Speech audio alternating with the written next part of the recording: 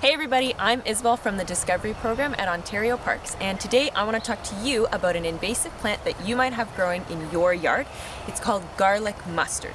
Now, garlic mustard is an invasive plant from Europe, and the term invasive just means that it's a plant that doesn't naturally grow here, and when it does grow in areas that it shouldn't, it grows very quickly and tends to push out or cause harm to native plants or the plants that should be here.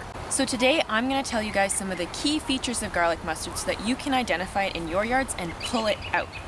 Garlic mustard likes to grow in partial shade. The other thing is that it can grow quite tall. It can grow to be about a meter in height. That being said though, sometimes you'll see shorter plants, and those are just because they're younger or earlier in the growing season. So the way that I like to identify garlic mustard is by its leaves. Garlic mustard leaves will have very toothed or serrated margins on their leaves, like you can see here. The other thing is that the leaves closer to the bottom of the plant, they tend to be wider or heart-shaped. Some people call it kidney-shaped, as you can see here. But as you get closer to the top of the plant, they become more triangular in shape, like that leaf there.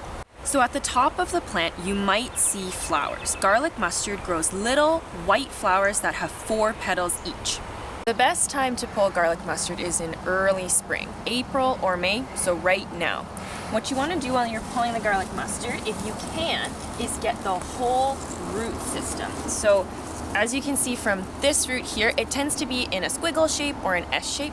If you don't get the whole root though, don't worry. Garlic mustard grows pretty quickly, so even if you were to get the whole root, you're most likely going to have to pull multiple times in a year for a certain patch anyway. So if you don't get the root, don't worry. Keep an eye on the patch of garlic mustard that you've found and just keep pulling the plants as they start to grow up, always trying to get the root if possible.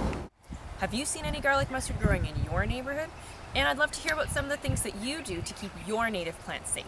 If you have any questions, feel free to #AskAnOPNaturalist, and we'll see you guys later.